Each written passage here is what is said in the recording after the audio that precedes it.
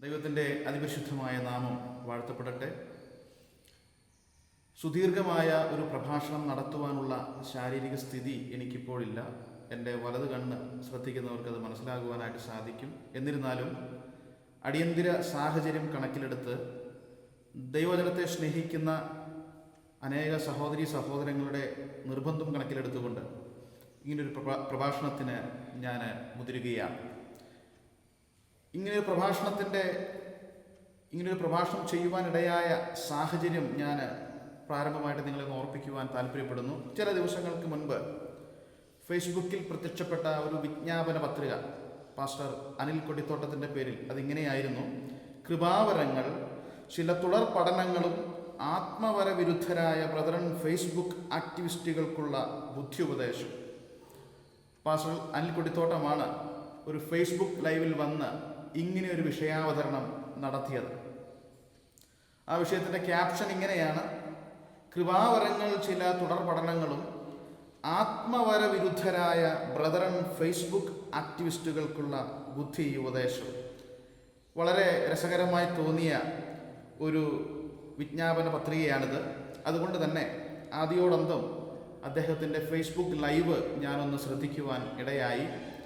ഞാനിങ്ങനെ പറയട്ടെ, തികച്ചും വേദവിപരീതമായ ഉപദേശങ്ങൾ തിരുവെഴുത്തിൻ്റെ അടിസ്ഥാനത്തിൽ സ്ഥാപിക്കുവാൻ അദ്ദേഹം നടത്തിയ ഒരു ശ്രമം മാത്രമായിരുന്നു അത്. അതുകൊണ്ട് തന്നെ അതിനൊരു മറുപടി പറയുന്നത് ഉചിതമാണ് എന്നെനിക്ക് തോന്നി. എനിക്ക് മാത്രമല്ല, ദൈവജനത്തെ സ്നേഹിക്കുന്ന അനേകരെ ആ നിലയിൽ തങ്ങളുടെ താല്പര്യം എന്നോട് പ്രകടിപ്പിക്കുകയുണ്ടായി. ഇവിടെ ഈ വിജ്ഞാപന പത്രികയിൽ വായിച്ച ചില വാക്കുകൾ നിങ്ങളുടെ ശ്രദ്ധയിലേക്ക് ഞാനൊന്ന് കൊണ്ടുവരാം. ഒന്ന്, ആത്മവര വിരുദ്ധർ. ഫേസ്ബുക്കിനകത്തായിരുന്നാലും പുറത്തായിരുന്നാലും ബ്രദറൻ സമൂഹത്തിലെ ആരും ആത്മവര വിരുദ്ധരല്ല. എന്നാൽ നിർദാക്ഷിണ്യം ഒരു ആരോപണം ബ്രദറൻ സമൂഹത്തിന് നേരെ താൻ ഉന്നയിച്ചിരിക്കുകയാണ്: ആത്മവര വിരുദ്ധർ.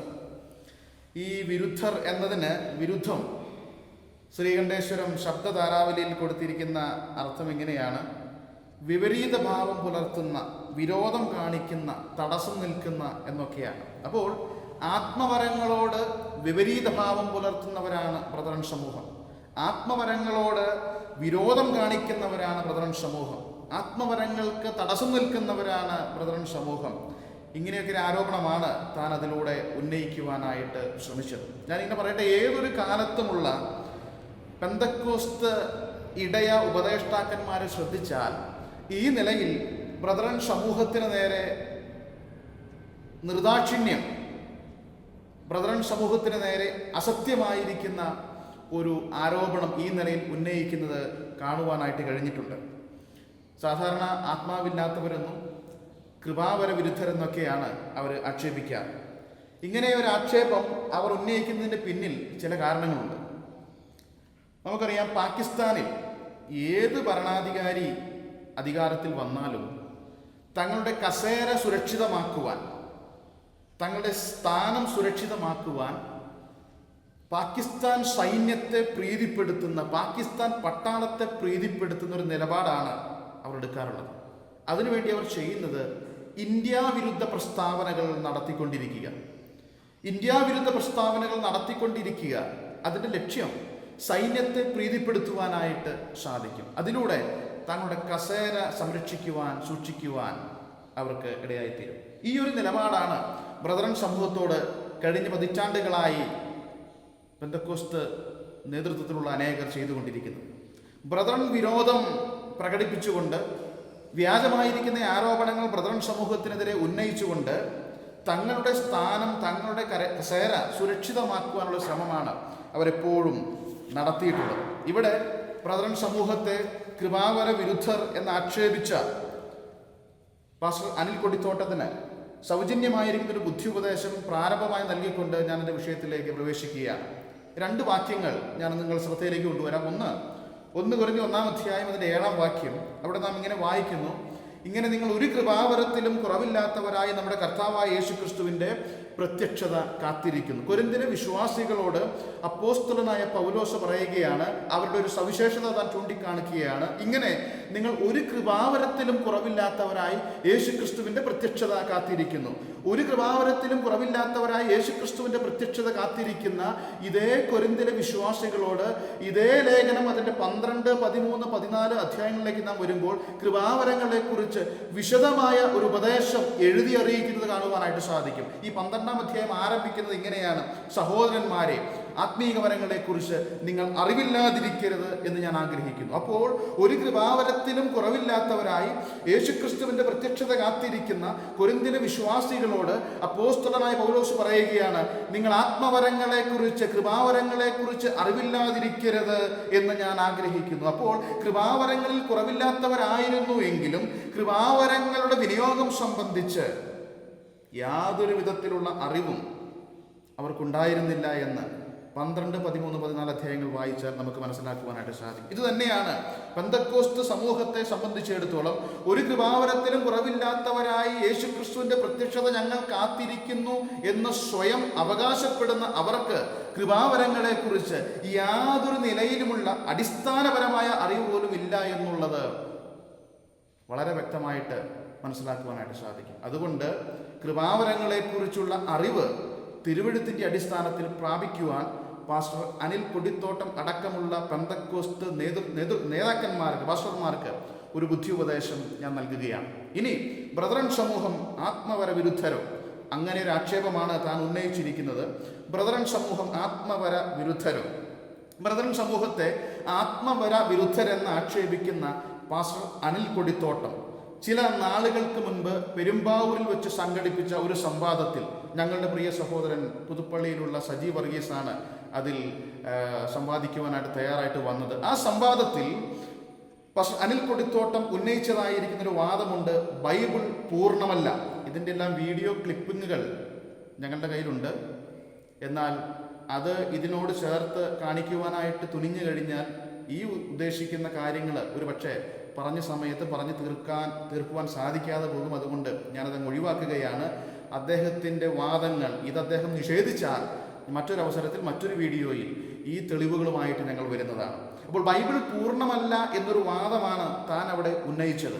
ബൈബിൾ പൂർണ്ണമല്ല എന്ന വാദം ഉന്നയിക്കുവാൻ താൻ നിരത്തിയ ചില തെളിവുകൾ: ഒന്ന്, കൊലോസ്യ ലേഖനം 4-ാം അധ്യായം 16-ാം വാക്യം നാം ഇങ്ങനെ വായിക്കുന്നു: നിങ്ങളുടെ ഇടയിൽ ഈ ലേഖനം വായിച്ചു തീർന്ന ശേഷം ലവോദിക്യ സഭയിൽ കൂടി വായിപ്പിക്കുകയും ലവോദിക്കയിൽ നിന്നുള്ളത് നിങ്ങളും വായിക്കുകയും ചെയ്യുവിൻ. അപ്പോസ്തലനായ പൗലോസ് കൊലോസ്യ വിശ്വാസികളോട് പറയുകയാണ്, ഈ ലേഖനം നിങ്ങൾ വായിച്ചു തീർന്ന ശേഷം ഇത് ലവോദിക്യ സഭയിൽ കൂടെ വായിക്കണം, ലവോദിക്കയിൽ നിന്നുള്ളത് നിങ്ങളും വായിക്കണം. അപ്പോൾ ലവോദിക്യ സഭയ്ക്ക് എഴുതപ്പെട്ട ഒരു ലേഖനമുണ്ട്, അത് വിശുദ്ധ ബൈബിളിൽ ഇല്ല, അതുകൊണ്ട് ബൈബിൾ അപൂർണമാണ്. ലവോദിക്യ ലേഖനം ബൈബിളിൽ ഇല്ലാത്തത് കൊണ്ട് ബൈബിൾ അപൂർണമാണ്. താൻ രണ്ടാമത് ഉന്നയിച്ചൊരു ന്യായം 1 കൊരിന്ത്യർ 4-ാം അധ്യായം 9-ാം വാക്യം: ദുർനടപ്പുകാരോട് സംസർഗമരുത് എന്ന് ഞാൻ എൻ്റെ ലേഖനത്തിൽ നിങ്ങൾക്ക് എഴുതിയിട്ടുണ്ടല്ലോ. ഇത് 1-ാമത്തെ ലേഖനത്തിലാണ് പൗലോസ് പറയുന്നത്, ദുർനടപ്പുകാരോട് സംസർഗം അരുത് എന്ന് എൻ്റെ ലേഖനത്തിൽ. അപ്പോൾ ഈ 1-ാമത്തെ ലേഖനം എഴുതുന്നതിന് മുൻപും പൗലോസ് കൊരിന്ത്യർക്ക് ലേഖനം എഴുതിയിട്ടുണ്ട്. ആ ലേഖനങ്ങൾ തിരുവെഴുത്തിലില്ല, അതുകൊണ്ട് ബൈബിൾ പൂർണ്ണമല്ല. മൂന്നാമത് താൻ ഉന്നയിച്ചൊരു വാക്യം യോഹന്നാന്റെ സുവിശേഷം 21-ാം അധ്യായം 25-ാം വാക്യം: യേശു ചെയ്തത് മറ്റു പലതുമുണ്ട്, അത് ഓരോന്നായി എഴുതിയാൽ എഴുതിയ പുസ്തകങ്ങൾ ലോകത്തിൽ തന്നെയും ഒതുങ്ങുകയില്ല എന്ന് ഞാൻ നിരൂപിക്കുന്നു. അപ്പോൾ യേശു ചെയ്തതായിരിക്കുന്ന എല്ലാ കാര്യങ്ങളും ഇതിൽ എഴുതിയിട്ടില്ല, അതുകൊണ്ട് ബൈബിൾ പൂർണ്ണമല്ല. അപ്പോൾ അദ്ദേഹം വിശ്വസിക്കുന്നതും അന്ന് അവിടെ സ്ഥാപിക്കുവാൻ ശ്രമിച്ചതും ബൈബിൾ പൂർണ്ണമല്ല എന്നാണ്. അപ്പോൾ ഞാനിങ്ങനെ പറയാം, ദൈവവചനത്തിൻ്റെ പൂർണ്ണതയിൽ വിശ്വസിക്കാത്ത, ദൈവവചനത്തിൻ്റെ പര്യാപ്തതയിൽ വിശ്വസിക്കാത്ത ഒരു മാന്യദേഹമാണ് ബ്രദറൻകാരെ ആത്മവര വിരുദ്ധരെന്ന് ആക്ഷേപിച്ചിരിക്കുന്നത്. വളരെ രസാവഹമായിരിക്കുന്ന ഒരു സംഗതിയാണ്. ഇനി ബ്രദറൻ സമൂഹത്തിൻ്റെ ആത്മവരങ്ങളെ സംബന്ധിച്ചുള്ള പഠിപ്പിക്കലുകൾ എൻ്റെ കേൾവിക്കാരെ ബോധ്യമാക്കുവാൻ ഒരു ചെറിയ ഉദാഹരണം പറയുവാനായിട്ട് ഞാൻ താല്പര്യപ്പെടുകയാണ്. ഞാനിങ്ങനെ പറയാം, ബ്രദറൻ സമൂഹം കൃപാവരങ്ങളെക്കുറിച്ച് പഠിപ്പിക്കുന്നത്, കൃപാവരങ്ങൾ നൽകപ്പെട്ടതിൻ്റെ ഉദ്ദേശം പൂർത്തീകരിക്കപ്പെട്ട് കഴിഞ്ഞാൽ ഞാനിങ്ങനെ പറയാം ഒരിക്കൽ കൂടെ, ഒരു കൃപാവരം ഏത് ഉദ്ദേശത്തിന് വേണ്ടി നൽകപ്പെട്ടുവോ ആ ഉദ്ദേശം പൂർണ്ണമാക്കപ്പെട്ട് കഴിഞ്ഞാൽ പിന്നെ ആ വരം നിലനിൽക്കേണ്ടതായിരിക്കുന്ന ആവശ്യമില്ല. ഇതാണ് ഞങ്ങൾ പഠിപ്പിക്കുന്നത്. ഒരു കൃപാവരം, ഏതൊരു കൃപാവരവും അത് നൽകപ്പെട്ടതിൻ്റെ ഉദ്ദേശം പൂർണ്ണമാക്കപ്പെട്ട് കഴിഞ്ഞാൽ ആ കൃപാവരം നിലനിൽക്കേണ്ട ആവശ്യമില്ല. ഒരു തെളിവ് തിരുവെഴുത്തിൽ നിന്ന് നൽകിക്കൊണ്ട് ഞാൻ മുന്നോട്ട് പോകാം. 1 കൊരിന്ത്യർ 12-ാം അധ്യായം അതിൻ്റെ 10-ാം വാക്യത്തിൽ നാം ഇങ്ങനെ വായിക്കുന്നുണ്ട്, ആത്മാക്കളുടെ വിവേചനം എന്നവർ. ഒരുപാട് വരങ്ങളെ അവിടെ അക്കമിട്ട് പൗലോസ് നിരത്തുമ്പോൾ താൻ പറയുന്നൊരു വരമാണ് ആത്മാക്കളുടെ വിവേചനം എന്ന വരം. Discerning of spirit. ഡിസേണിങ് എന്നതിനെ ഗ്രീക്കിൽ ഉപയോഗിച്ചിരിക്കുന്ന ഡിയാക്രിസിസ്, അത് വകതിരിച്ചറിയുക, തിരിച്ചറിയുക, ആത്മാക്കളെ വിവേചിക്കുക. അതായത് സംസാരിക്കുന്ന വ്യക്തി ഏതാത്മാവിലാണ് എന്ന് തിരിച്ചറിയുവാനുള്ള വരം. അത് മനുഷ്യാത്മാവിലാണോ, ഭൂതാത്മാവിലാണോ, പരിശുദ്ധാത്മാവിനാണ്.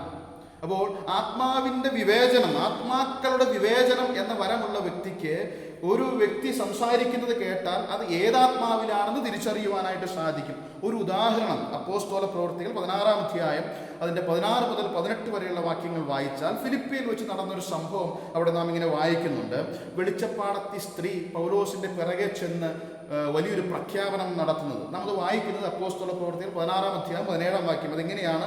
അവൾ പൗലോസിൻ്റെയും ഞങ്ങളുടെയും പിന്നാലെ വന്ന്, ഈ മനുഷ്യർ അത്യുന്നതനായ ദൈവത്തിൻ്റെ ദാസന്മാർ, രക്ഷാമാർഗം നിങ്ങളോട് അറിയിക്കുന്നവർ എന്ന് വിളിച്ചു പറഞ്ഞു. ഒരു വെളിച്ചപ്പാടത്തി സ്ത്രീ പൗലോസിൻ്റെയും കൂട്ടുസഹോദരങ്ങളുടെയും പിറകിൽ ചെന്നുകൊണ്ട് വിളിച്ചു പറയുകയാണ്, അവരുടെ പിന്നാലെ നടന്ന് വിളിച്ചു പറയുകയാണ്, ഈ മനുഷ്യർ അത്യുന്നതനായ ദൈവത്തിൻ്റെ ദാസന്മാർ, രക്ഷാമാർഗം നിങ്ങളോട് അറിയിക്കുന്നവർ എന്ന് വിളിച്ചു പറഞ്ഞു. തികച്ചും അർത്ഥവത്തായ, തികച്ചും യാഥാർത്ഥ്യമായ, തികച്ചും സത്യമായ കാര്യങ്ങളാണ് ഈ വെളിച്ചപ്പാടത്തി സ്ത്രീ വിളിച്ചു പറഞ്ഞത്. ഇതിലെന്തെങ്കിലും തെറ്റുണ്ടോ? ഈ മനുഷ്യർ അത്യുന്നതനായ ദൈവത്തിൻ്റെ ദാസന്മാർ 100% ശരിയാണ്. രക്ഷാമാർഗം നിങ്ങളോട് അറിയിക്കുന്നവർ 100% ശരിയാണ്. എന്നാൽ അപ്പോസ്തലനായ പൗലോസ് ചെയ്തത് എന്താണ്? 18-ാം വാക്യം, ഇങ്ങനെ അവൾ പലനാൾ ചെയ്തു വന്നു.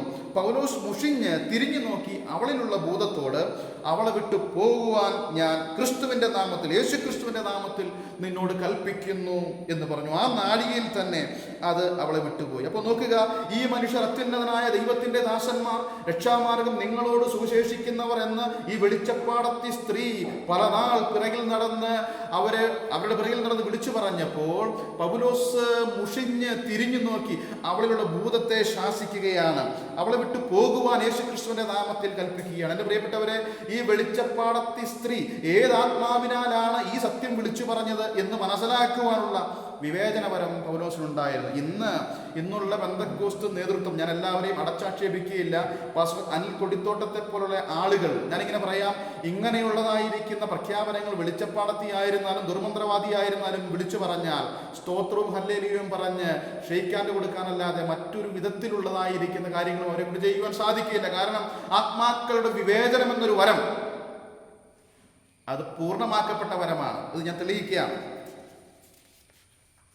1 യോഹന്നാൻ 4-ാം അധ്യായം അതിൻ്റെ 1-ാമത്തെ വാക്യം, അവിടെ പൗലോസ് പറയുന്നുണ്ട്, പ്രിയമുള്ളവരെ, കള്ളപ്രവാചകന്മാർ പലരും ലോകത്തിലേക്ക് പുറപ്പെട്ടിരിക്കുകയാൽ ഏതാത്മാവിനെയും വിശ്വസിക്കാതെ ആത്മാക്കൾ ദൈവത്തിൽ നിന്നുള്ളവയോ എന്ന് ശോധന ചെയ്യുവിൻ. AD 56-ൽ കൊരിന്ത്യ സഭയ്ക്ക് ലേഖനം എഴുതിയപ്പോൾ പൗലോസ് പറഞ്ഞു, ആത്മാക്കളുടെ വിവേചനം എന്ന വരം ഒരുവനുണ്ട്, മറ്റൊരുത്തിന് ഇതുണ്ട്, വേറൊരുവന് ഇങ്ങനെ ഒരു വരമുണ്ട്. എന്നാൽ യോഹന്നാൻ AD 90-കളുടെ ആദ്യത്തിൽ ലേഖനം എഴുതുമ്പോൾ താൻ പറയുകയാണ്, പ്രിയമുള്ളവരെ, കള്ളപ്രവാചകന്മാർ പലരും ലോകത്തിലേക്ക് പുറപ്പെട്ടിരിക്കുകയാൽ ഏതാത്മാവിനെയും വിശ്വസിക്കാതെ ആത്മാക്കൾ ദൈവത്തിൽ നിന്നുള്ളവയോ എന്ന് ശോധന ചെയ്യുവിൻ.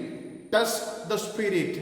ആത്മാക്കളെ വിവേചിക്കുവിൻ എന്നല്ല, ആത്മാക്കളെ പരിശോധിക്കുവിൻ, ആത്മാക്കളെ ടെസ്റ്റ് ചെയ്യുവിൻ, എക്സാമിൻ ചെയ്യുവിൻ. അതായത് ടെസ്റ്റ് ചെയ്യുവാനുള്ള, എക്സാമിൻ ചെയ്യുവാനുള്ള, പരിശോധിക്കുവാനുള്ള ഒരു അളവുകോൽ കിട്ടുന്നത് വരെ ആത്മാക്കളുടെ വിവേചനം എന്ന വരം ആവശ്യമായിരുന്നു. ഇന്ന് പ്രസംഗിക്കപ്പെടുന്ന വചനം ഏതാത്മാവിലാണെന്ന് തിരിച്ചറിയുവാൻ ആത്മാക്കളുടെ വിവേചനം എന്ന വരത്തിൻ്റെ ആവശ്യമില്ല. പ്രത്യുത എഴുതപ്പെട്ട തിരുവെഴുത്തുകളുടെ അടിസ്ഥാനത്തിൽ ഏതാത്മാവിനാലാണ് ശുശ്രൂഷിക്കുന്നത് എന്ന് തിരിച്ചറിയുവാനായിട്ട് സാധിക്കും. ഞാനിങ്ങനെ പറയാം, പ്രസംഗിക്കപ്പെടുന്ന വചനം ഏതാത്മാവിനാലാണ് എന്ന് പരിശോധിക്കുന്നത്, മനസ്സിലാക്കുന്നത് ആ വ്യക്തി ചെയ്യുന്ന അടയാളത്തിൻ്റെ അടിസ്ഥാനത്തിലാണോ അതോ തിരുവെഴുത്തിൻ്റെ അടിസ്ഥാനത്തിലാണോ?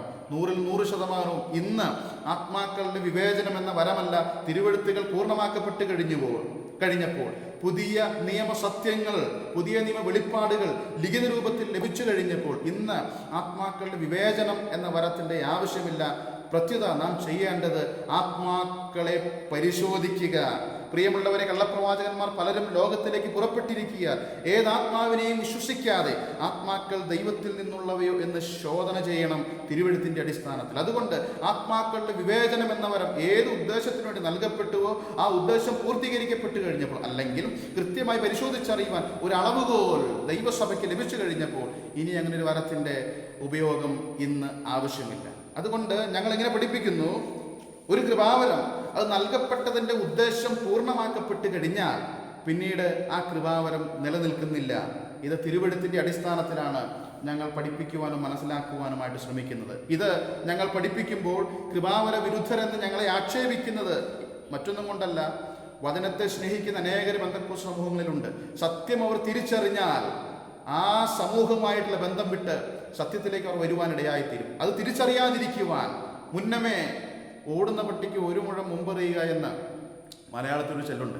അതാണ് ഇന്ന് ഈ നേതാക്കന്മാർ ചെയ്തുകൊണ്ടിരിക്കുന്നത്. നമുക്കത് വിഷയത്തിലേക്ക് വരാം. 1 കൊരിന്ത്യർ 13-ാം അധ്യായം 10-ാമത്തെ വാക്യം, പൂർണ്ണമായത് വരുമ്പോഴോ അംശമായത് നീങ്ങിപ്പോകും.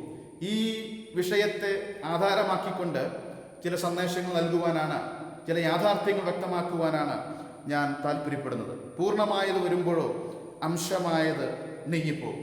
പൂർണ്ണമായത് എന്നുള്ളത് കർത്താവായ യേശുക്രിസ്തുവിൻ്റെ പുനരാഗമനമാണെന്നും അതുകൊണ്ട് തന്നെ യേശുക്രിസ്തുവിൻ്റെ പുനരാഗമനം വരെ സകല കൃപാവരങ്ങളും നിലനിൽക്കുമെന്നുള്ളതാണ് അദ്ദേഹത്തിൻ്റെ പഠിപ്പിക്കൽ.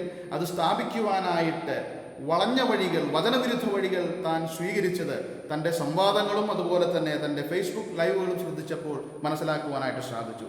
നമുക്ക് തിരുവെഴുത്തിനെക്കുറിച്ച് എന്ത് പറയുന്നു? തിരുവെഴുത്തിൻ്റെ അടിസ്ഥാനത്തിൽ 100% വചനത്തിൻ്റെ അടിസ്ഥാനത്തിൽ, തിരുവെഴുത്തിൻ്റെ അടിസ്ഥാനത്തിലുള്ള ഒരു പരിശോധനയാണ് ഞാൻ താല്പര്യപ്പെടുന്നത്. 1 കൊരിന്ത്യർ 13-ാം അധ്യായം 10-ാം വാക്യം, പൂർണ്ണമായത് വരുമ്പോഴോ അംശമായത് നീങ്ങിപ്പോകും. 1 കൊരിന്ത്യർ 12, 13, 14 അധ്യായങ്ങൾ ഞാൻ ഓർപ്പിച്ചു. ഈ 3 അധ്യായങ്ങളിലെയും പ്രധാന വിഷയം കൃപാവരങ്ങളാണ്. അതുകൊണ്ട് തന്നെ 12-ാം അധ്യായം ആരംഭിക്കുമ്പോൾ താൻ പറയുകയാണ്, സഹോദരന്മാരെ, ആത്മീക വരങ്ങളെ കുറിച്ച് നിങ്ങൾക്ക് അറിവില്ലാതിരിക്കരുത്.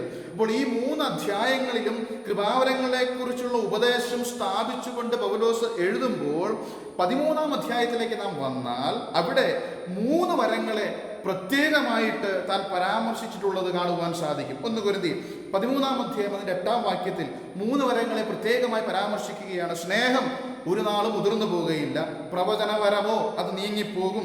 ഭാഷാവരമോ അത് നിന്നുപോകും. ജ്ഞാനമോ അത് നീങ്ങിപ്പോകും.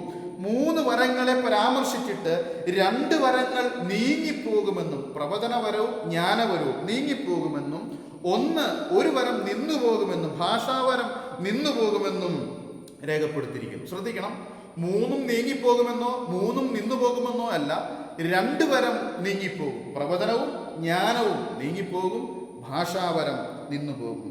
ഈ നീങ്ങിപ്പോകുമെന്ന് പറഞ്ഞിരിക്കുന്ന വരങ്ങൾ പ്രവചനവരവും ജ്ഞാനവരവുമാണ് നീങ്ങിപ്പോകുമെന്ന് പറഞ്ഞിട്ടുള്ളത്.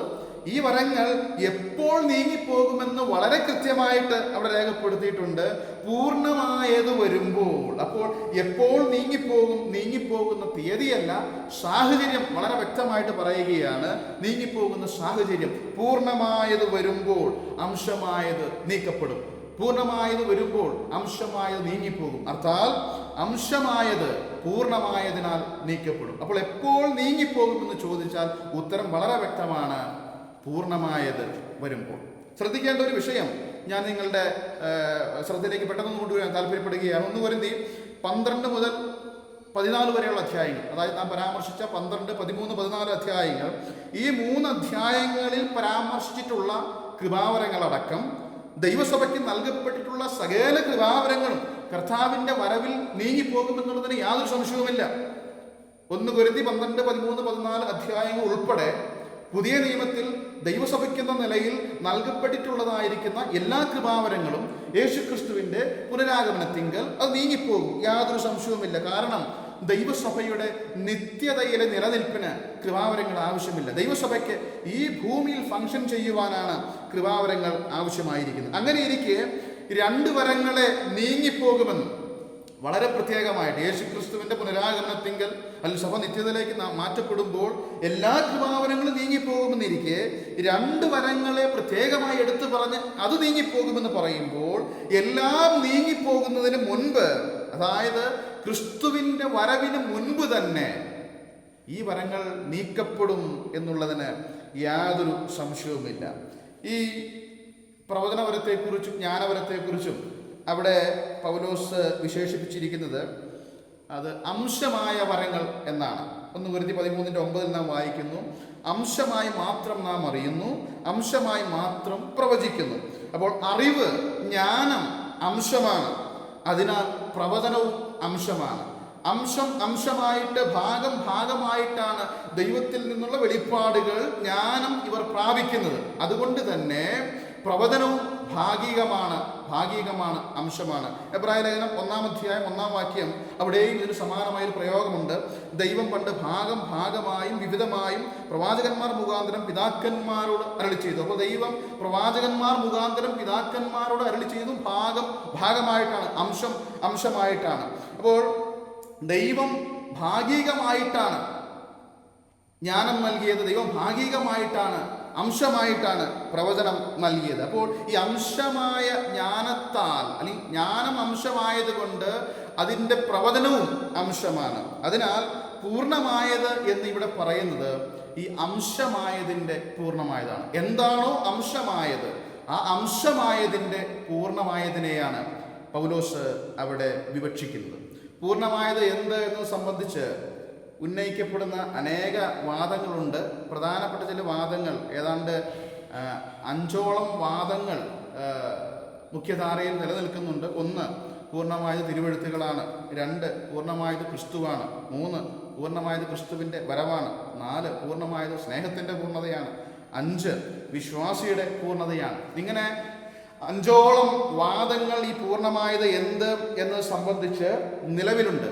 എന്നാൽ പൂർണ്ണമായത് എന്ത് എന്ന ചോദ്യത്തിന് തിരുവെഴുത്തിൻ്റെ അടിസ്ഥാനത്തിൽ അത് പുതിയ നിയമ സത്യങ്ങളുടെ ലിഖിത രൂപം, written revelation of New Testament truths, പുതിയ നിയമ സത്യങ്ങളുടെ ലിഖിത രൂപം, പുതിയ നിയമ വെളിപ്പാടുകളുടെ ലിഖിത രൂപം എന്ന് മാത്രമാണ് തിരുവെഴുത്തിൻ്റെ അടിസ്ഥാനത്തിൽ നമുക്ക് അത് മനസ്സിലാക്കുവാനായിട്ട് സാധിക്കുന്നത്. അതിൻ്റെ വിശദാംശങ്ങളിലേക്ക് നമുക്കൊന്ന് പോകാം.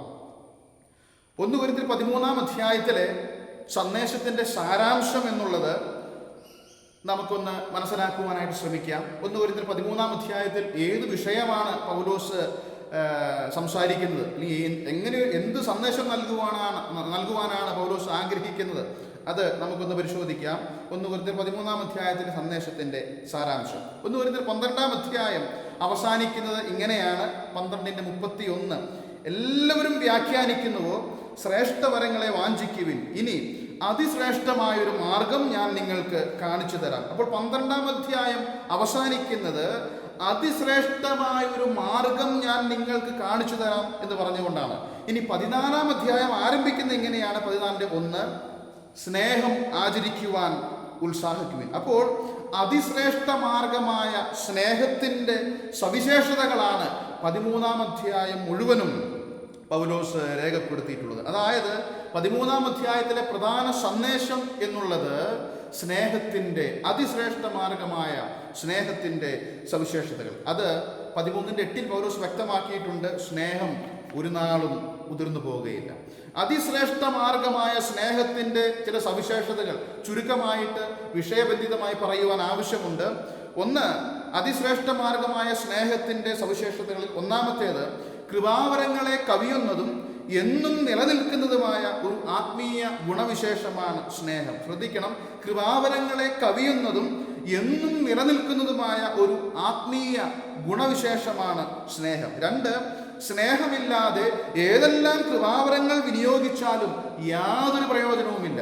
3, ഭൂതകാല നിത്യതയിലും വർത്തമാനകാലത്തും ഭാവികാല നിത്യതയിലും സ്നേഹം നിലനിൽക്കുന്നു. അർത്ഥാൽ സ്നേഹം കാലങ്ങൾക്ക് അതീതമാണ്. ഈ യാഥാർത്ഥ്യങ്ങളാണ് പൗലോസ് അവിടെ വ്യക്തമാക്കുവാനായിട്ട് ശ്രമിക്കുന്നു. മാത്രമല്ല അപ്പോസ്തോലിക പ്രബോധനങ്ങൾ നാം ശ്രദ്ധിച്ചാൽ സ്നേഹത്തിന്റെ മാഹാത്മ്യം അവർ വ്യക്തമാക്കിയിട്ടുണ്ട്. 1 കൊരിന്ത്യർ 14:1 സ്നേഹം ആചരിപ്പാൻ ഉത്സാഹിപ്പിൻ. 1 കൊരിന്ത്യർ 8:1 സ്നേഹമോ ആത്മീക വർധന വരുത്തുന്നു. കൊലോസ്യർ 3:14 എല്ലാറ്റിനും മീതെ സമ്പൂർണ്ണതയുടെ ബന്ധമായ സ്നേഹം ധരിപ്പിൻ. 1 കൊരിന്ത്യർ 13:2 സ്നേഹമില്ല എങ്കിൽ ഞാൻ ഏതുമില്ല. എന്നാൽ ഈ സ്നേഹത്തിന്റെ മഹാത്മ്യം വ്യക്തമാക്കിക്കൊണ്ട് ഈ 13-ാം അധ്യായത്തിൽ അനേക യാഥാർത്ഥ്യങ്ങൾ പൗലോസ് രേഖയാക്കുമ്പോൾ, വെളിപ്പെടുത്തുമ്പോൾ, ഈ 1 കൊരിന്ത്യർ 13-ാം അധ്യായത്തിന്റെ 13-ാം വാക്യത്തിലേക്ക് വരുമ്പോൾ സ്നേഹം എന്ന ആത്മീയ ഗുണവിശേഷത്തോട് ചേർത്ത് മറ്റ് 2 ആത്മീയ ഗുണവിശേഷങ്ങൾ കൂടെ പൗലോസ് പ്രതിപാദിക്കുകയാണ്. വിശ്വാസവും പ്രത്യാശയും. സ്നേഹമെന്ന ആത്മീയ ഗുണവിശേഷത്തോട് ചേർത്ത് 2 ആത്മീയ ഗുണവിശേഷങ്ങൾ കൂടെ, വിശ്വാസവും പ്രത്യാശയും. ആകയാൽ വിശ്വാസം, പ്രത്യാശ, സ്നേഹം ഈ 3ഉം നിലനിൽക്കുന്നു. ഇവയിൽ വലിയതോ സ്നേഹം തന്നെ. ഇംഗ്ലീഷിൽ വായിച്ചാൽ അല്പം വ്യത്യാസമുണ്ട്. ആകയാൽ ഇപ്പോൾ, ബട്ട് നൗ, ഇപ്പോൾ വിശ്വാസം, പ്രത്യാശ, സ്നേഹം ഇവ 3ഉം നിലനിൽക്കുന്നു. ഇവയിൽ വലിയതോ സ്നേഹം തന്നെ. ഇപ്പോൾ നിലനിൽക്കുന്നു. ആ വാക്ക് അല്പം വിശദമായിട്ട് മനസ്സിലാക്കുവാൻ ആവശ്യമുണ്ട്. ഇപ്പോൾ, ആകയാൽ ഇപ്പോൾ വിശ്വാസം, പ്രത്യാശ, സ്നേഹം ഈ 3ഉം നിലനിൽക്കുന്നു. ഇപ്പോൾ എന്നതിന് നമുക്കറിയാം, മലയാളത്തിൽ ഇപ്പോൾ എന്നതിന് ആ ഒരു വാക്കാണ് സാധാരണ ഉപയോഗിക്കുന്നത്. ഇംഗ്ലീഷിൽ നൗ എന്നൊരു വാക്ക് ഉപയോഗിക്കും.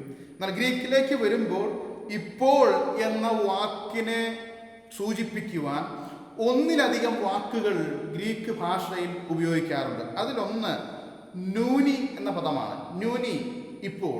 ഈ വാക്കിൻ്റെ അർത്ഥം സുദീർഘമായ ഒരു വലിയ കാലഘട്ടത്തെ സൂചിപ്പിക്കുവാനാണ് ഈ നൂനി എന്ന പദം ഉപയോഗിക്കുന്നത്. സുദീർഘമായ, വിശാലമായ ഒരു വലിയ കാലഘട്ടത്തെ സൂചിപ്പിക്കുന്നു. ഈ പദമാണ് ഇവിടെ 1 കൊരിന്ത്യർ 13-ാം അധ്യായം 13-ാം വാക്യത്തിൽ ആകയാൽ ഇപ്പോൾ വിശ്വാസം, പ്രത്യാശ, സ്നേഹം ഇവ 3ഉം നിലനിൽക്കുന്നു എന്ന് പറയുമ്പോൾ ഈ സ്നേഹം, വിശ്വാസം, പ്രത്യാശ ഇവ 3ഉം നിലനിൽക്കുന്ന സുദീർഘമായ, വിശാലമായ ഒരു വലിയ കാലയളവിനെ കാണിക്കുവാനാണ് ഇപ്പോൾ നൂനി എന്ന പദം അവിടെ ഉപയോഗിച്ചിട്ടുള്ളത്.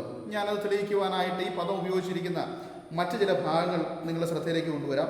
എബ്രായ ലേഖനം 11-ാം അധ്യായം അതിൻ്റെ 16-ാം വാക്യത്തിൽ നാം ഇങ്ങനെ വായിക്കുന്നു, അവരോ അധികം നല്ലതിനെ, സ്വർഗീയമായതിനെ തന്നെ കാംക്ഷിച്ചിരുന്നു.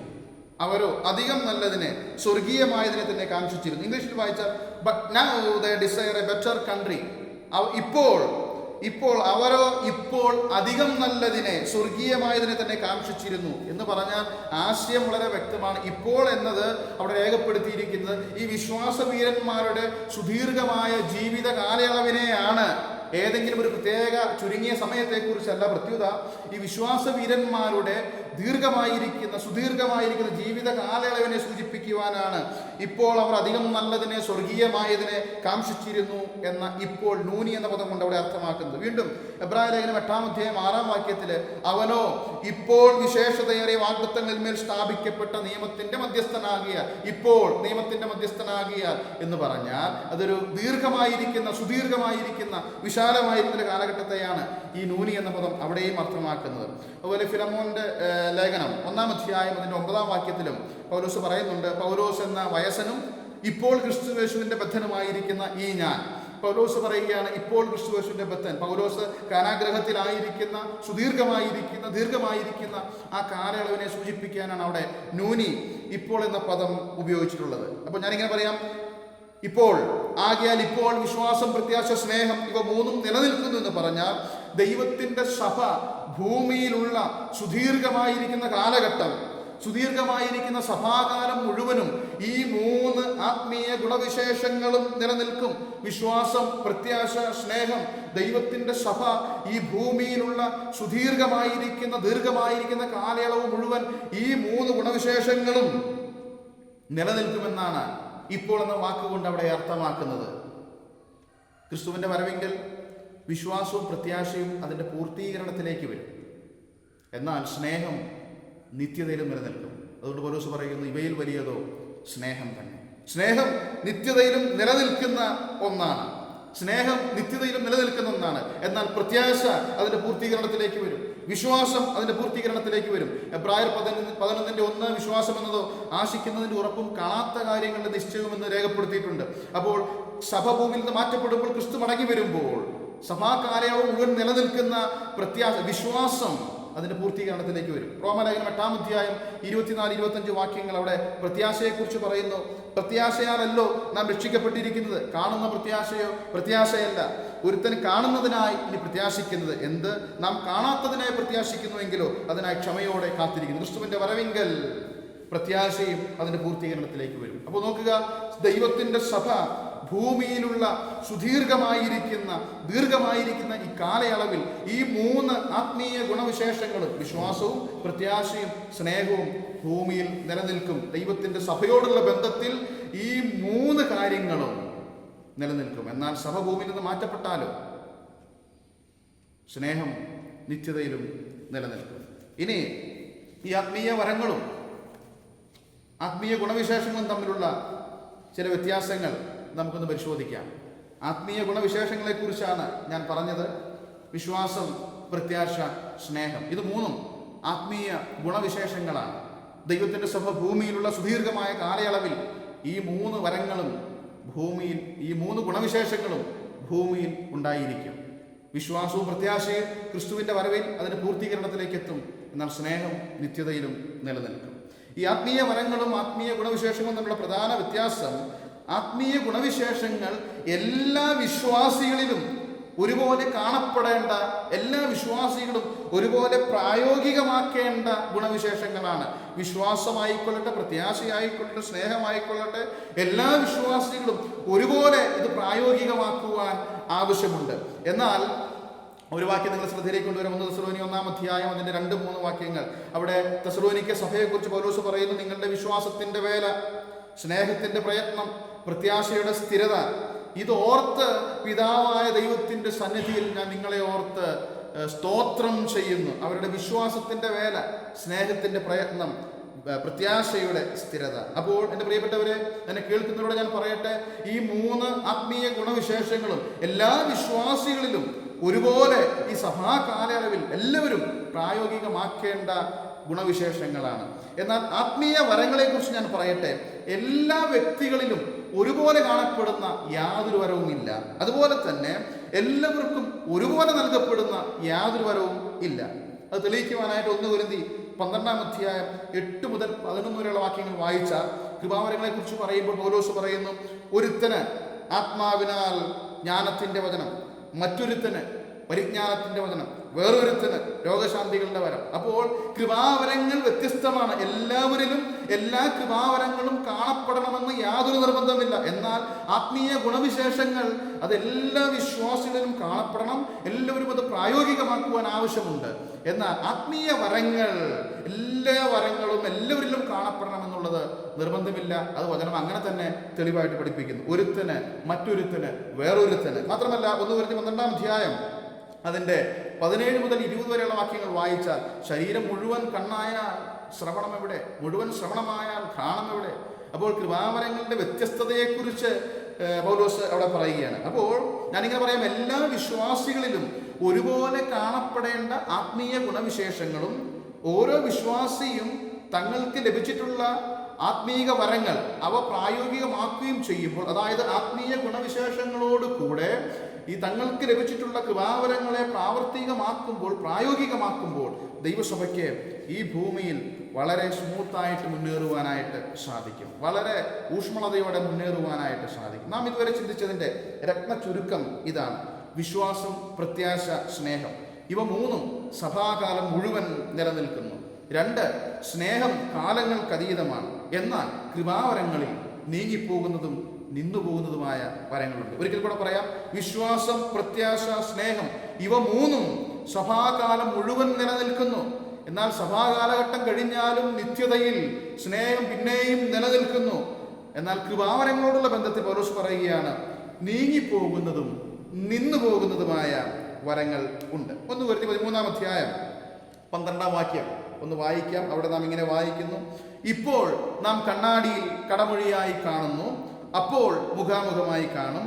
ഇപ്പോൾ ഞാൻ അംശമായി അറിയുന്നു, അപ്പോഴോ ഞാൻ അറിയപ്പെട്ടതുപോലെ തന്നെ അറിയും. ഇവിടെയും ഇപ്പോൾ എന്ന പദപ്രയോഗം ഈ 13-ാം അധ്യായം 12-ാം വാക്യത്തിൽ 2 പ്രാവശ്യം വിശ്വാസം, പ്രത്യാശ, സ്നേഹം, ഈ ആത്മീയ ഗുണവിശേഷങ്ങളോടുകൂടെ ഇപ്പോൾ നൂനി എന്ന പദം നാം കണ്ടു.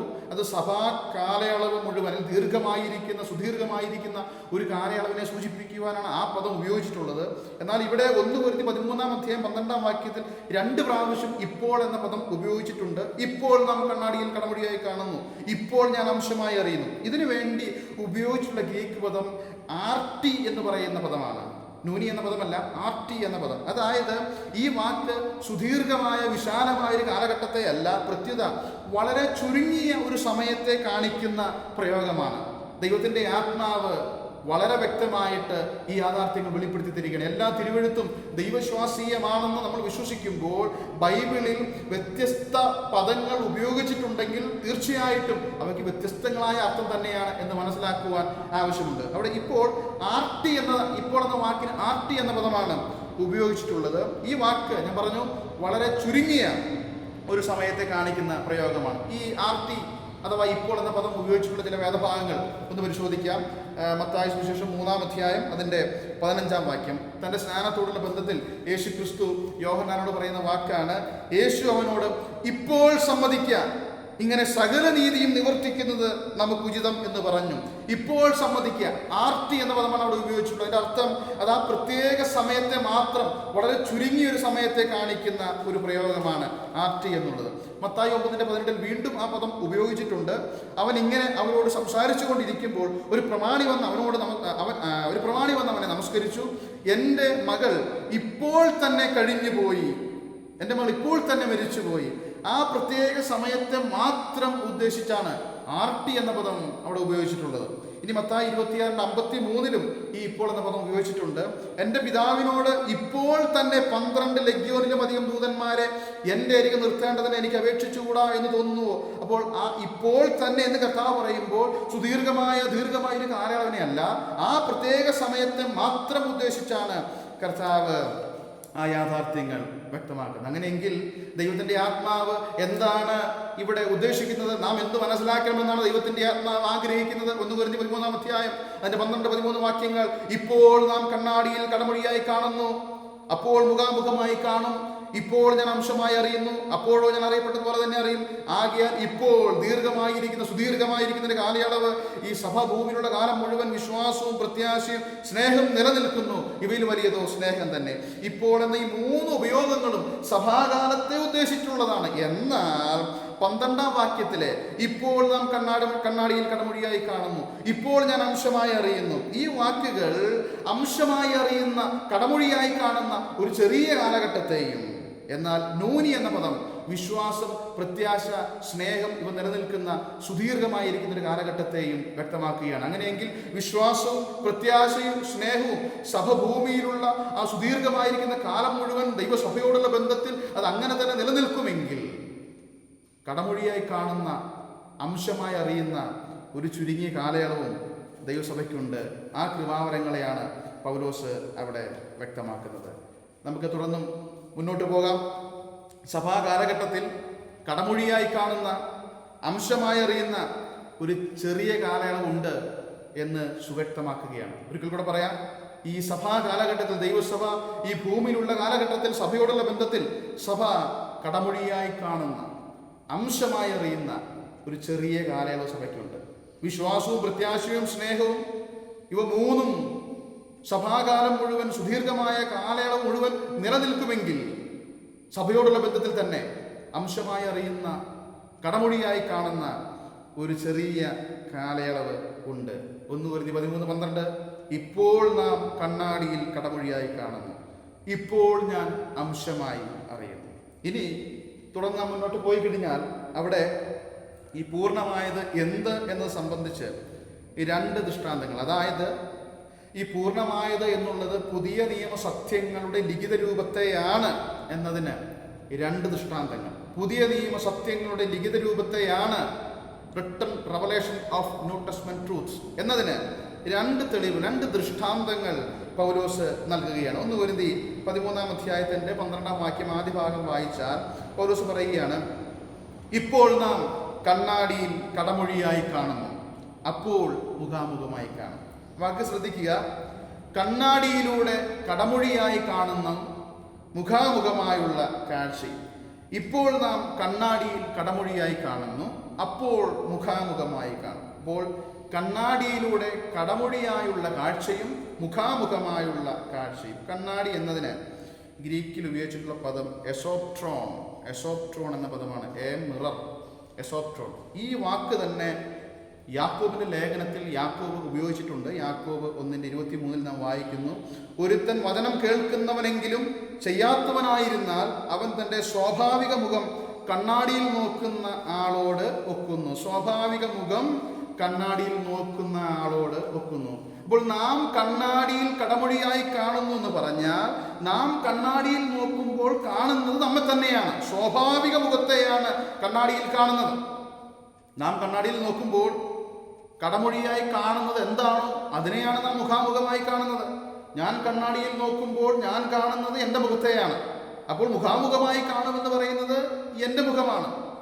യേശുക്രിസ്തുവിൻ്റെ പുനരാഗമനമാണ് എങ്കിൽ കണ്ണാടിയിൽ കടമൊഴിയായി എന്ന് പറഞ്ഞാൽ അവ്യക്തമായി യേശുക്രിസ്തുവിൻ്റെ പുനരാഗമനത്തെ കാണുന്നുണ്ടെങ്കിലേ ഈ പൂർണ്ണമായത് യേശുക്രിസ്തുവിൻ്റെ പുനരാഗമനമാവുകയുള്ളൂ. ഇപ്പോൾ നാം കണ്ണാടിയിൽ കടമൊഴിയായി കാണുന്നു. നാം കണ്ണാടിയിൽ നോക്കുമ്പോൾ കാണുന്നത് എസോപ്ട്രോൺ, നോക്കുമ്പോൾ കാണുന്നത് നമ്മുടെ മുഖത്തെയാണ്. അപ്പോൾ മുഖാമുഖമായി കാണുമെന്ന് പറയുന്നത് ഞാനിപ്പോൾ കണ്ണാടിയിൽ നോക്കുമ്പോൾ കടമൊഴിയായി അവ്യക്തമായി കാണുന്നു, അപ്പോൾ മുഖാമുഖമായി കാണും. എപ്പോൾ പൂർണ്ണമായത് വരുമ്പോൾ ഈ അവ്യക്തത മാറി ഞാൻ മുഖാമുഖം കാണും. ഇപ്പോൾ നമ്മുടെ അറിവ് അംശമാണ്. പൗലോസ് പറയുകയാണ്, ഇപ്പോൾ നാം കണ്ണാടിയിൽ കടമൊഴിയായി കാണുന്നു എന്ന് പൗലോസ് പറയുമ്പോൾ ഇപ്പോൾ നമ്മുടെ അറിവ് അംശമാണ്, ഇപ്പോൾ പ്രവചനം അംശമാണ്. അതിനാൽ കണ്ണാടിയിൽ അവ്യക്തമായി കാണുന്നത് പോലെയാണ് നാം നമ്മെ കാണുന്നത്. എന്നാൽ അംശമായ അറിവിൻ്റെ പൂർണ്ണത വരുമ്പോൾ, അംശമായ പ്രവചനത്തിൻ്റെ പൂർണ്ണത വരുമ്പോൾ, അപ്പോൾ ഞാൻ മുഖാമുഖമായി കാണും. പൂർണ്ണമായ അറിവും പൂർണ്ണമായ പ്രവചനവും. അംശമായ അറിവിൻ്റെ പൂർണ്ണമായ അറിവ്, അംശമായ അറിവിൻ്റെ പൂർണ്ണമായ അറിവ്, അംശമായ പ്രവചനത്തിൻ്റെ പൂർണ്ണമായ പ്രവചനം. ദൈവസഭയോടുള്ള ബന്ധത്തിൽ ഇന്ന് അറിവും പ്രവചനവും പൂർണ്ണമാണ്. എൻ്റെ വാക്കുകൾ ഞാൻ ആവർത്തിക്കട്ടെ. ദൈവസഭയോടുള്ള ബന്ധത്തിൽ അറിവും പ്രവചനവും ഇന്ന് പൂർണ്ണമാണ്. ഞാനത് പറയുവാനുള്ള കാരണം ഞാനും നിങ്ങളും ഒരുപോലെ സമ്മതിക്കുന്ന ചില വിഷയങ്ങളുണ്ട്. മനുഷ്യവർഗത്തോടുള്ള ദൈവീക പദ്ധതികൾ ഇന്ന് കേന്ദ്രീകരിച്ചിരിക്കുന്നത് ദൈവസഭയിലാണ്. മനുഷ്യവർഗത്തോടുള്ള ദൈവീക പദ്ധതികൾ ഇന്ന് കേന്ദ്രീകരിച്ചിട്ടുള്ളത് ദൈവസഭയിലാണ്. ഞാനിങ്ങനെ പറയാം, ദൈവസഭയ്ക്ക് വേണ്ടിയുള്ള ഏതെങ്കിലും ഉപദേശത്തെക്കുറിച്ച് ശ്രദ്ധിക്കണം. ദൈവസഭയ്ക്ക് വേണ്ടിയുള്ള ഏതെങ്കിലും ഉപദേശത്തെക്കുറിച്ച് ഒരു പുതിയ വെളിപ്പാട് ഇനിയും ആവശ്യമില്ലാത്ത നിലയിൽ അറിവും പ്രവചനവും പൂർണ്ണമാണ്. ഒരിക്കൽ കൂടെ പറയാം, ദൈവസഭയ്ക്ക് വേണ്ടിയുള്ള ഏതെങ്കിലും ഉപദേശത്തെക്കുറിച്ച് ഒരു പുതിയ വെളിപ്പാട് ഇനിയും ആവശ്യമില്ലാത്ത നിലയിൽ അറിവും പ്രവചനവും പൂർണ്ണമാണ്. 2, മനുഷ്യവർഗത്തെക്കുറിച്ചുള്ള ദൈവീക പദ്ധതികളെക്കുറിച്ച് ഒരു പുതിയ വെളിപ്പാട് ഇനിയും ആവശ്യമില്ലാത്ത നിലയിൽ അറിവും പ്രവചനവും പൂർണ്ണമാണ്.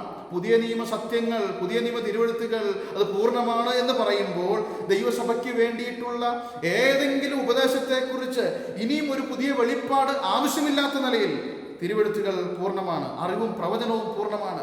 മനുഷ്യവർഗത്തെക്കുറിച്ചുള്ള ദൈവീക പദ്ധതികളെക്കുറിച്ച് ഇനിയും ഒരു പുതിയ വെളിപ്പാട് ആവശ്യമില്ലാത്ത നിലയിൽ അറിവും പ്രവചനവും പൂർണ്ണമാണ്. അതിനാൽ ഞാനിങ്ങനെ പറയാം, ദൈവസഭയെക്കുറിച്ചുള്ള ഏതെങ്കിലും ഉപദേശത്തിൽ അറിവ് വർദ്ധിപ്പിക്കണമെങ്കിൽ, പ്രവചനം വ്യക്തമാകണമെങ്കിൽ പുതിയ നിയമം പരിശോധിച്ചാൽ മതി.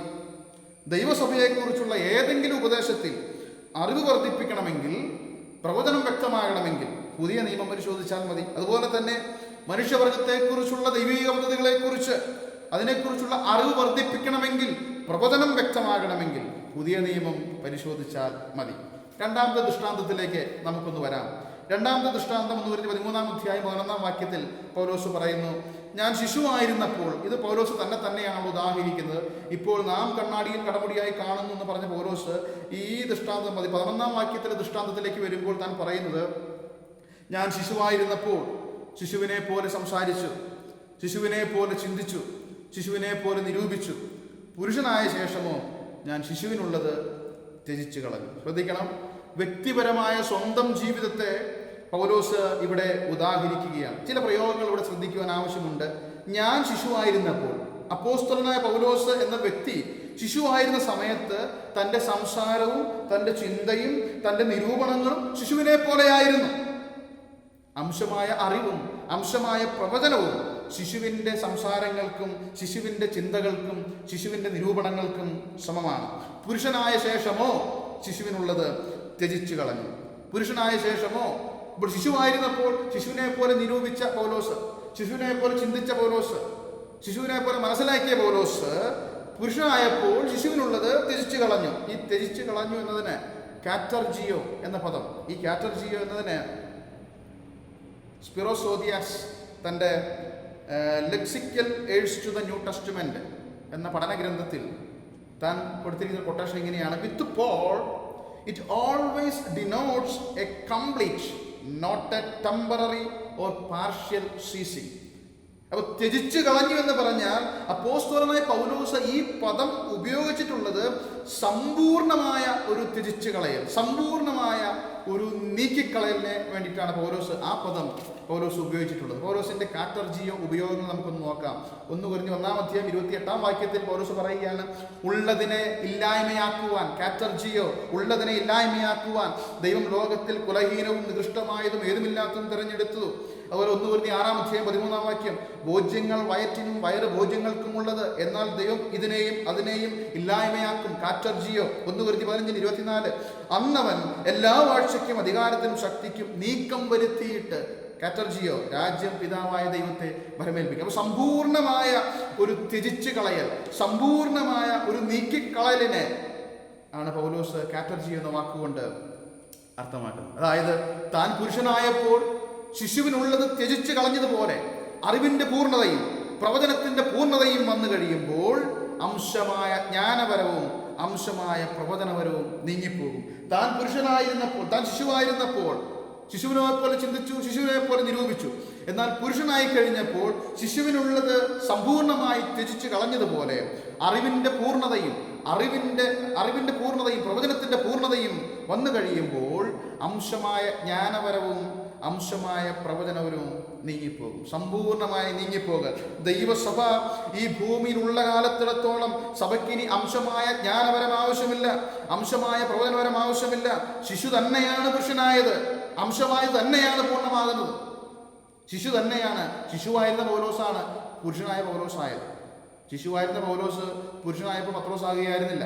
ശിശുവായിരുന്ന വ്യക്തി തന്നെയാണ് പുരുഷനായത്, അംശമായത് തന്നെയാണ് പൂർണ്ണമാകേണ്ടത്. ദൈവസഭ, ഞാൻ പറയട്ടെ, ദൈവസഭ ഈ ഭൂമിയിലുള്ള കാലത്തോളം സഭയ്ക്കിനി അംശമായ ജ്ഞാനപരം ആവശ്യമില്ല, സഭയ്ക്കിനി അംശമായ പ്രവചനപരം ആവശ്യമില്ല.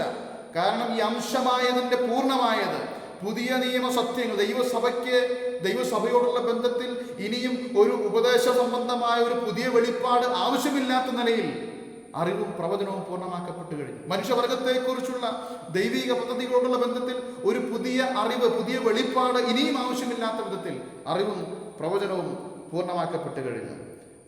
ദൈവത്തിൻ്റെ മനുഷ്യനെ തികഞ്ഞവനാക്കുന്നത്, പൂർണ്ണനാക്കുന്നത് അംശമായ അറിവോ അംശമായ പ്രവചനമോ അല്ല, ദൈവത്തിൻ്റെ തിരുവെഴുത്തുകളാണ്. 2 തിമോഥെയോസ് 3-16-17 വാക്യങ്ങൾ. എല്ലാ തിരുവെഴുത്തും ദൈവശ്വാസീയമാകിയാൽ ദൈവത്തിൻ്റെ മനുഷ്യൻ സകല സൽപ്രവൃത്തിക്കും വകപ്രാപിച്ച് തികഞ്ഞവനാകേണ്ടതിന് ഉപദേശത്തിനും ശാസനത്തിനും ഗുണീകരണത്തിനും നീതിയുടെ അഭ്യാസത്തിനും പ്രയോജനമുള്ളത്. എല്ലാ തിരുവെഴുത്തും ദൈവശ്വാസീയമാകൽ. ഇന്ന് ഒരുവനെ ക്രിസ്തുവിൽ തികഞ്ഞവനാക്കുന്നത് അംശമായ അറിവോ അംശമായ ജ്ഞാനമോ അംശമായ പ്രവചനമോ അല്ല, ദൈവശ്വാസീയമായ തിരുവെഴുത്തുകളായിരുന്നു. താൻ ശിശുവായിരുന്നപ്പോൾ തൻ്റെ സംസാരവും ചിന്തയും ശിശുവിനെ പോലെ ആയിരുന്നു.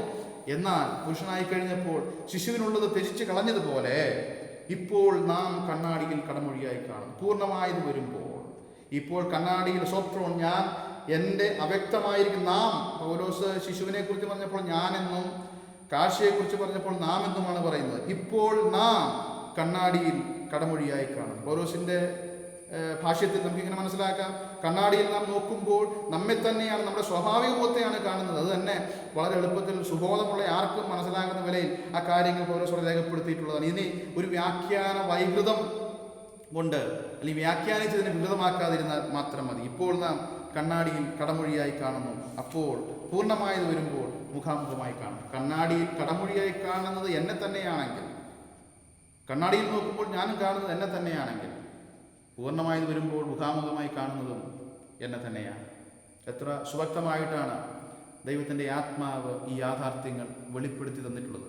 ഇത് സംബന്ധമായി ഏറെ പറയുവാനായിട്ടുണ്ട് എങ്കിലും അടുത്ത ഒരു വീഡിയോയിൽ കൂടുതൽ വിശദാംശങ്ങളുമായിട്ട് വരുവാൻ താല്പര്യപ്പെടുകയാണ്. ഇനിയും ഇത് സംബന്ധമായ പെന്തക്കോസ്ത് നേതൃത്വത്തിൻ്റെ പാസ്റ്റർ അനിൽ കൊടിത്തോട്ടം അടക്കമുള്ള നേതൃത്വത്തിൻ്റെ വചനവിരുദ്ധമായ പഠിപ്പിക്കലുകൾ ഇനിയും തുറന്നു കാണിക്കുവാനായിട്ട് ആവശ്യമുണ്ട്. അതുകൊണ്ട് ഈ പൂർണ്ണമായത് സംബന്ധിച്ചുള്ള പഠനം ഇവിടെ അവസാനിക്കുകയല്ല. ഇനിയും മറ്റൊരു വീഡിയോയിൽ ഇത് സംബന്ധമായി കൂടുതൽ തെളിവുകളുമായിട്ട്, പൂർണ്ണമായത് എന്നുള്ളത് യേശുക്രിസ്തുവിൻ്റെ പുനരാഗമനമല്ല, പ്രത്യുത പുതിയ നിയമ സത്യങ്ങളുടെ ലിഖിത രൂപമാണ് എന്നതിന് വ്യക്തമായ തെളിവുകൾ ഇനിയും ധാരാളം തിരുവെഴുത്തിൽ നിന്ന് കാണുവാനായിട്ട് മനസ്സിലാക്കുവാനായിട്ട് സാധിക്കും. അത് വരുന്ന വീഡിയോയിൽ, അടുത്ത വീഡിയോയിൽ അത് സംബന്ധമായ കൂടുതൽ വിശദാംശങ്ങൾ പഠിക്കുവാൻ മനസ്സിലാക്കുവാൻ ശ്രമിക്കാം. കർത്താവ് നമ്മെ സഹായിക്കട്ടെ. അടുത്ത വീഡിയോയിൽ പൂർണ്ണമായത് എന്ത് എന്ന് സംബന്ധിച്ച് കൂടുതൽ തെളിവുകളുമായി നമുക്ക് വീണ്ടും കാണാം. അതുവരെയും ദൈവത്തിൻ്റെ വിശാലമായ ചിറകിൻ്റെ മറവിൽ ദൈവം നമ്മെ സൂക്ഷിക്കട്ടെ. ആമേൻ.